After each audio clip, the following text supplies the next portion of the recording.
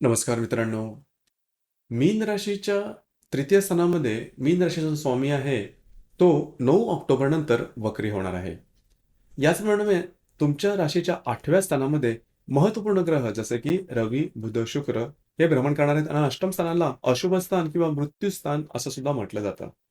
हे ग्रह याचप्रमाणे इतरही जे ग्रह आहेत त्याचा प्रभाव परिणाम ऑक्टोबर महिन्यात मीन राशीवरती कशा प्रकारे असणार आहे या सर्व संदर्भातले खुलासेवर चर्चा आपण या व्हिडिओमध्ये करणार आहोत. सुरुवातीला आपण चर्चा करू की तुमचं स्वास्थ्य मानसिक आणि शारीरिक हे नेमकं कशा प्रकारचं राहील.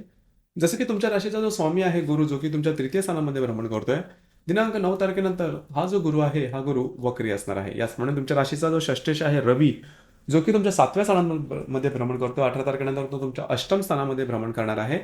आणि अष्टमेश जो आहे शुक्र, जो की अष्टमातच भ्रमण करतोय, 14 तारखेनंतर तुमच्या भाग्यात जाणार आहे. या व्यतिरिक्त 11 ते 30 तारखेदरम्यान बुधाचं जे भ्रमण आहे हे सुद्धा तुमच्या 8व्या स्थानात असणार आहे. एकंदरीत सांगायचं झालं तर या संपूर्ण महिन्यामध्ये तुम्हाला आरोग्याच्या संदर्भात काळजी घेणं अतिशय आवश्यक राहील. खास करून मानसिक आरोग्यावरती लक्ष द्या. या महिन्यामध्ये फिरणं वगैरे जास्त होईल. महत्त्वपूर्ण कामं करण्याकडे कल राहील. परंतु ती कामं पूर्ण न झाल्यामुळे थोडंसं स्ट्रेस, टेन्शन या दरम्यान जास्त जाणवेल आणि तुमची जी राशी आहे ती मूलतः 7.5 मध्ये आलेली आहे. तर साधारणतः कॉन्फिडन्समध्ये जाऊन किंवा भावनेच्या आहारी जाऊन कुठल्याही प्रकारचे निर्णय घेऊ नका, की जेणेकरून त्याच्या संदर्भातले त्रास तुम्हाला भविष्यात होऊ शकतील. या संदर्भात काळजी घेणं अतिशय आवश्यक राहील. याचप्रमाणे आर्थिक स्थैर्याबद्दल विचार करायचा झाला तर तुमच्या राशीचा महत्त्वपूर्ण ग्रह मंगळ, जो की तुमचा भाग्येश आणि धनेश आहे, जो की तुमच्या चतुर्थ स्थानामध्ये भ्रमण करतोय. 21 तारखेनंतर हा तुमच्या पंचम स्थानामध्ये भ्रमण करेल. अष्टमेश जो शुक्र आहे हा तुमच्या भाग्यातून तुमच्या धन तुमच्या तुमच्या अष्टमातून भाग्यस्थानात भ्रमण करेल दिनांक 14 तारखेनंतर. आणि राशीचा जो लाभेश आहे शनी, जो की तुमच्या व्ययस्थानामध्ये भ्रमण करतोय आणि तो वक्री असणार आहे. तर एकंदरीतच सांगायचं झालं तर या संपूर्ण महिन्यामध्ये थोडंसं तुमच्या फायनान्सकडे किंवा आर्थिक स्तराकडे लक्ष देणं गरजेचं राहील. अनपेक्षित अनावश्यक खर्च होणार नाही याकडे लक्ष द्या. ही गोष्ट अतिशय महत्त्वपूर्ण राहील. तसं पाहायचं झालं तर फार मोठे काय टोकाचे तुम्हाला परिणाम या महिन्यात आर्थिक संदर्भात मिळणार नाही. परंतु खर्चावरती नियंत्रण ठेवणं आणि व्यवस्थितपणे लक्ष देऊन गुंतवणूक करणं हे अतिशय महत्त्वपूर्ण राहील.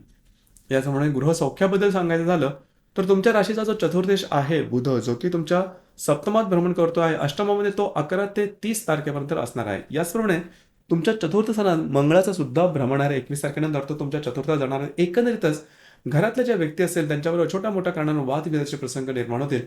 त्यामुळे घरातलं वातावरण गढूळ राहण्याची शक्यता आहे. वास्तूच्या संदर्भात कुठल्याही प्रकारचे महत्त्वपूर्ण निर्णय जसं की नवीन वास्तू घेणं, असलेले विकणं, वास्तूच्या संदर्भातले काय उपाय करणं, हा प्रकार या महिन्यामध्ये करू नका. तुमच्या अंदाज चुकू शकतील, काळजी घ्या. लव्ह लाईफबद्दल सांगायचं झालं तर दिनांक 21 तारखेनंतर मंगळ जो ग्रह आहे हा तुमच्या पंचम स्थानातच येणार आहे. तर साधारण 22-23 तारखेनंतरच्या कालावधीमध्ये जर तुम्ही कोणाच्या रिलेशनशिपमध्ये असाल तर थोड्याफार प्रमाणात वादविवादाचे प्रसंग निर्माण होतील. त्या संदर्भात काळजी घ्या. खास करून ज्या गर्भवती महिला आहेत त्यांनी या संपूर्ण महिन्यामध्ये स्वतःच्या आरोग्याकडे लक्ष देणं अत्यंत आवश्यक राहील. विद्यार्थी वर्गासाठी हा महिना उत्तम राहील.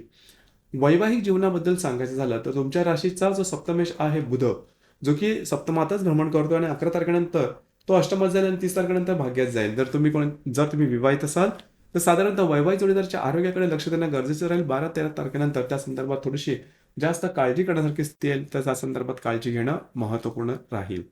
कार्यक्षेत्राच्या संदर्भात सांगायचं झालं तर तुमचं जे काही कार्यक्षेत्र असेल त्या संदर्भात या महिन्यामध्ये जास्त तुम्हाला मेहनत करावी लागेल. तुमचे अंदाज चुकू शकतील. तुमच्या समोरच्या व्यक्ती आहेत तर थोडंसं वेगळं वागतात का, अशा प्रकारचे काय अनुभव येतील. कुठल्याही कार्याची नवीन सुरुवात मात्र या महिन्यात अजिबात करू नका. एकंदरीतच सांगायचं झालं तर या संपूर्ण महिन्यामध्ये थोडंसं तुम्हाला स्वतःच्या आरोग्याकडे लक्ष देणं जास्त गरजेचं राहील.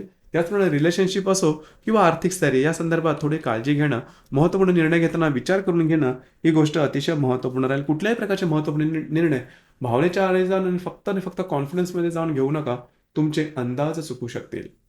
दैनंदिन जीवनावरती जे ग्रहयोग आहेत त्याचे प्रभाव किंवा परिणाम नेमके कशा प्रकारचे असेल या संदर्भातली चर्चा करू. जसं की दिनांक 4 तारखेला शनी आणि शुक्राचा त्रिकोण योग होणार आहे. शनी जो की तुमच्या व्ययस्थानामध्ये भ्रमण करतोय, जो अष्टमात शुक्र आहे त्याचा त्रिकोण योग तुम्हाला काही अनपेक्षित लाभ या दरम्यान मिळू शकतील. दिनांक 8 तारखेला गुरु बुधाचा त्रिकोण योग होणार आहे तुमच्या तृतीय आणि सप्तम स्थानातून, आणि मंगळ शुक्राचा सुद्धा त्रिकोण योग होणार आहे तुमच्या चतुर्थ आणि अष्टम स्थानातून. तर खास करून या दरम्यान वैवाहिक जोडीदाराचे नातेसंबंध सुधारतील. कागदोपत्री व्यवहार, कमिटमेंट, प्रॉमिसेस याकरता हा कालावधी अतिशय उत्तम राहील. वैवाहिक जोडीदाराकडे बाहेर फिरायला जाण्याचा योग सुद्धा संभवतो. दिनांक 14 तारखेला मंगळ आणि रवीचा दृष्टी अधिष्ठित केंद्रयोग चतुर्थ आणि सप्तम स्थानातून होणार आहे. हर्षल आणि शुक्राचा सुद्धा प्रतियोग तुमच्या तृतीय आणि तुमच्या भाग्यस्थानातून होणार आहे. खास करून वैवाहिक जोडीदारावर वादविवादाचे प्रसंग या दरम्यान येऊ शकतील. याचप्रमाणे वैवाहिक जोडीदाराच्या शारीरिकतेच्या संदर्भात सुद्धा काळजी घेणं गरजेचं आहे. काही आजार किंवा काही त्रास या दरम्यान होण्याची शक्यता बऱ्याच प्रमाणात राहील आणि त्याचा सरळ सरळ परिणाम तुमच्या वैवाहिक जीवनावरती होण्याची शक्यता बऱ्याच प्रमाणात राहील. याचप्रमाणे दिनांक 15 तारखेला नेपच्यून आणि शुक्राचा त्रिकोण योग होणार आहे. नेपच्यून जो की तुमच्याच राशीमध्ये भ्रमण करतोय, जो शुक्र तुमच्या भाग्यात भ्रमण करतोय, दोघांचा त्रिकोण योग अतिशय उत्तम असाच असणार आहे. खास करून काही चांगले लाभ तुम्हाला अनपेक्षित मिळू शकते आणि चांगल्या इंट्युशन्स वगैरे असतील, या दरम्यान फिरणं वगैरे जास्त होईल. दिनांक 22 तारखेला शनी आणि बुधाचा त्रिकोण योग होणार आहे. शनी बुधाचा त्रिकोण योग हा तुमच्या व्यय आणि अष्टम स्थानातून होणार आहे. कागदोपत्री व्यवहार की जे थांबलेले आहेत, होत नाहीत, ते या दरम्यान मागे लागू शकतील. काय अनपेक्षित लाभ सुद्धा मिळू शकतील. मंगळ आणि नेपच्यूनचा त्रिकोण योग तुमच्या राशीतून आणि पंचमातून होणार आहे. हा त्रिकोण योग अतिशय उत्तम आणि शुभफलदायी राहील. खास करून तुम्हाला जर तुम्ही शेअर मार्केटमध्ये ट्रेड करत असाल तर तुम्ही मांडलेले जे अंदाज असतील ते बरोबर येतील. जर तुम्ही कोणाच्या रिलेशनशिपमध्ये असाल तर दोघांमधील नातेसंबंध सुद्धा नवीन रिलेशनशिप बनवण्याकरता सुद्धा हा कालावधी अतिशय उत्तम राहणार आहे. जर तुम्ही धार्मिक किंवा आध्यात्मिक मार्गामध्ये असाल तर काही चांगले इंट्युशन सुद्धा या दरम्यान तुम्हाला येऊ शकतील. याचप्रमाणे दिनांक 28 तारखेला शनी आणि शुक्राचा सुद्धा केंद्र योग होणार आहे. शुक्र जो की तुमच्या भाग्यात भ्रमण करेल, जो शनी तुमच्या व्ययस्थानात भ्रमण करेल, त्या दरम्यान आरोग्याकडे थोडंसं लक्ष देणं महत्त्वपूर्ण राहील. याचप्रमाणे या महिन्यामध्ये दिनांक 30 तारखेला हर्षल आणि बुधाचा प्रतियोग होणार आहे. हर्षल जो की तुमच्या तृतीयात भ्रमण करतोय आणि जो बुध तुमच्या भाग्यात भ्रमण करतोय, दोघांचा प्रतियोग होणार आहे. कागदोपत्री व्यवहार, कमिटमेंट, प्रॉमिसेस यापासून थोडं लांब राहणं गरजेचं राहील. याचप्रमाणे वैवाहिक जोडीदाराच्या नातेसंबंध थोड्याफार प्रमाणात आणले जातील, काळजी घ्या. दिनांक 31 तारखेला नेपच्यून आणि बुधाचा त्रिकोण तुमच्यासाठी अतिशय शुभफलदायी राहील. खास करून चांगला काही इंट्युशन्स वगैरे येऊ शकतील. याचप्रमाणे तुम्ही मानलेले अंदाज बरोबर ठरणं हा सुद्धा प्रकार होऊ शकेल. काही चांगले लाभ सुद्धा मिळू शकतील. या महिन्याची जी अमावास्या आहे ती तुमच्या सप्तमात होणार आहे 2 तारखेला. याचप्रमाणे पौर्णिमा जी आहे ती 17 तारखेला आहे. अमावास्याच्या दरम्यान म्हणजे 2 तारखेच्या दरम्यान थोडंसं स्वतःच्या तुमचे जे वैवाहिक जोडीदार त्यांच्या आरोग्याकडे लक्ष देणं अतिशय आवश्यक राहील. याचप्रमाणे जर तुम्ही पार्टनरशिपच्या बिझनेसमध्ये असाल तर मोठे निर्णय अजिबात घेऊ नका. पार्टनर बरोबर छोट्या मोठ्या गोष्टींवर वादविवादाचे प्रसंग निर्माण होऊ शकतील. या संदर्भात काळजी घेणं महत्त्वपूर्ण राहील. साधारणतः अमावास्या आणि पौर्णिमेच्या दरम्यान म्हणजेच या महिन्याच्या 2 आणि 17 तारखेच्या दरम्यान कुठल्याही प्रकारचे महत्त्वपूर्ण निर्णय, कमिटमेंट, प्रॉमिसेस, वादविवाद यापासून लांब राहणं गरजेचं राहील. तर मित्रांनो, हे होतं ऑक्टोबर महिन्याकरता मीन राशीचं संपूर्ण राशीफल. धन्यवाद.